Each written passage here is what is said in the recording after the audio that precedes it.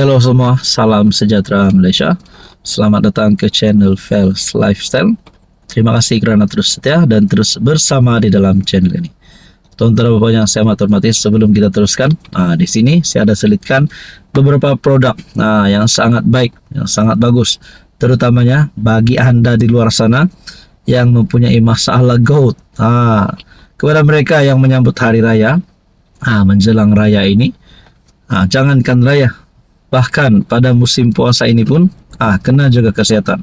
Antara obat yang produk yang saya ada share di sini, obat gastrik, obat gout, ini sangat sesuai kepada anda yang sering mengalami masalah sedemikian. Jadi harga sangat berpatutan dan harga sangat murah. Anda boleh klik produk di bawah.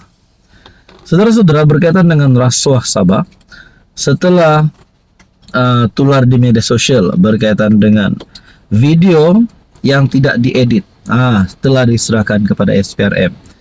Ini keputusan terkini Ketua Pesuruhjaya SPRM Tan Sri Azam Baki yang pasti menggemparkan ramai kepimpinan politik khususnya di negeri Sabah.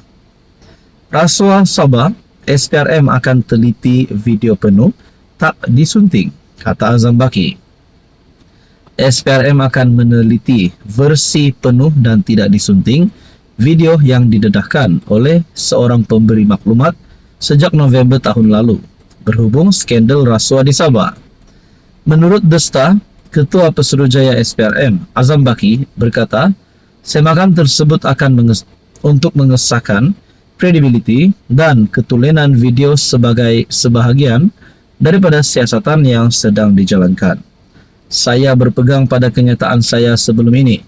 Sejak tahun lalu dan setakat 9 Disember 2024, saya tetap menyatakan kami memerlukan bukti yang kukuh dan sahih.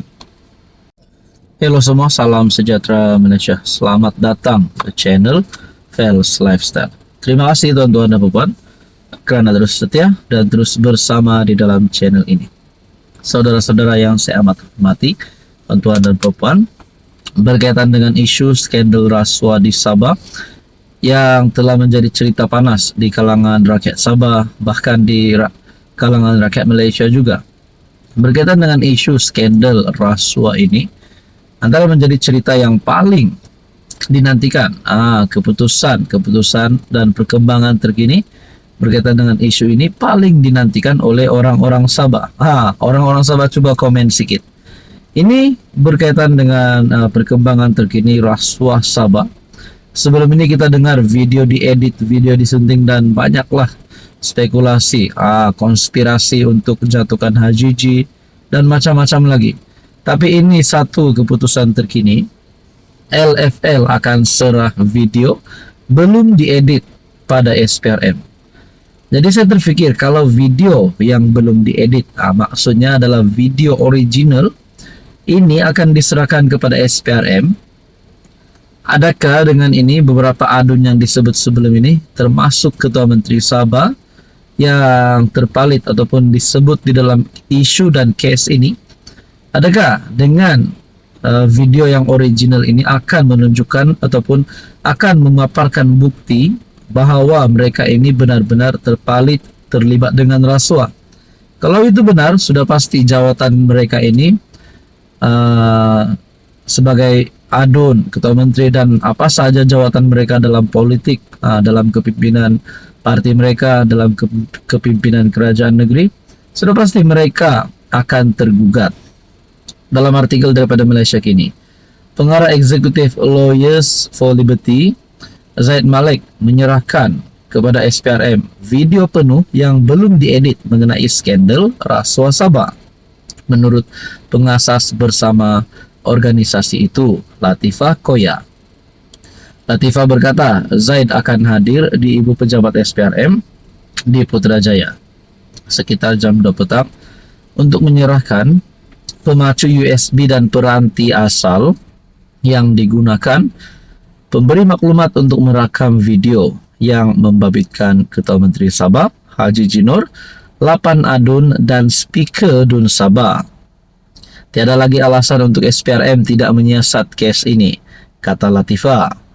Dia juga mendedahkan video yang tidak diedit itu diperoleh terus daripada pemberi maklumat yang meminta bantuan LFL untuk mendesak siasatan SPRM. Pemberi maklumat sebelum ini dikenal pasti sebagai ahli perniagaan, tetapi Latifah mendedahkan namanya sebagai Albert. Dia tidak dinamakan sebelum ini, namanya Albert. Saya tidak akan menyebut nama keluarganya kerana kebimbangan terhadap keselamatannya, yang saya rasa kita semua faham. Jadi saudara-saudara, adakah dengan ini kita hanya menantikan apa tindakan SPRM selepas ini? Tuan-tuan dan puan, apa komen Anda? Halo semua, salam sejahtera Malaysia. Selamat datang ke channel Fels Lifestyle. Terima kasih kerana terus setia dan terus bersama di dalam channel ini. Tuan-tuan dan puan yang saya amat hormati, sebelum kita mulakan, di sini saya ada selitkan beberapa produk.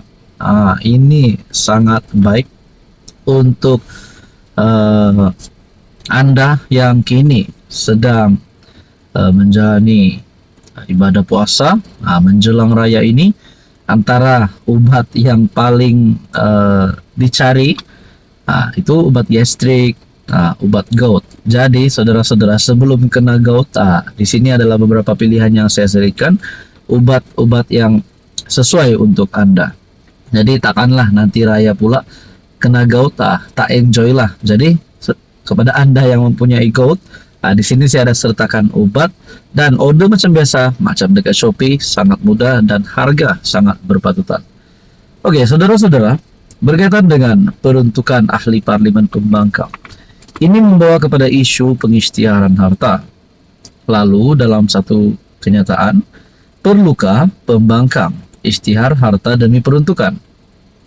Bersatu menyenaraikan 4 alasan mengapa ahli parlimen pembangkang, khususnya PN, menolak memorandum persefahaman MOU untuk mendapatkan peruntukan daripada kerajaan. Kenapa mereka dilihat sangat menolak untuk mengisytiharkan harta? Apa sebenarnya yang mereka takut kedapatan, takut ketahuan ataupun kantoi? Adakah mereka mempunyai harta yang sangat banyak di dalam negara ataupun mungkin di luar negara? Ataupun mungkin ada benda-benda sulit yang mereka tidak mahu diketahui oleh umum. Dalam kenyataan ini, Ketua Penerangan Bersatu Tun Faisal Ismail Aziz berkata, tiada keperluan ahli parlimen pembangkang untuk mengisytiharkan harta kerana mereka tidak terbabit secara langsung dalam kerajaan. Kata Tun Faisal, pada prinsipnya, hanya seseorang yang berada dalam kerajaan wajib mengisytiharkan harta dan ia memang menjadi amalan sebelum ini, sama ada ketika BN atau PN menjadi kerajaan. Namun tambahnya tiada keperluan untuk MP pembangkang mengisytiharkan harta kerana mereka tidak terlibat secara langsung dalam peruntukan kerajaan seperti anggota kabinet dan ahli parlimen yang memegang jawatan dalam agensi atau syarikat berkaitan kerajaan. Peluang untuk penyalahgunaan peruntukan lebih tinggi dalam kalangan ahli parlimen kerajaan, katanya. Sebelum ini, pengurus CPN Muhyiddin Yassin yang juga Presiden Bersatu berkata, parti itu mempunyai sebab dan asas sendiri untuk tidak bersetuju dengan syarat yang ditetapkan kerajaan. Kalau Ketua Penerangan Bersatu berkata, peluang untuk penyalahgunaan peruntukan lebih tinggi dalam kalangan ahli parlimen kerajaan. Macamlah mereka tidak pernah jadi kerajaan sebelum ini. Jadi saudara-saudara, apa salahnya? Apa penyebabnya? Kenapa pembangkang ini seolah-olah takut nak isytihar harta? Kan ini demi kebaikan untuk mendapatkan peruntukan bagi ahli parlimen pembangkang. Jadi saudara-saudara, berkaitan dengan ini, Anda rasa apa yang akan berlaku seterusnya? Teruskan bersama di dalam channel ini untuk isu yang seterusnya.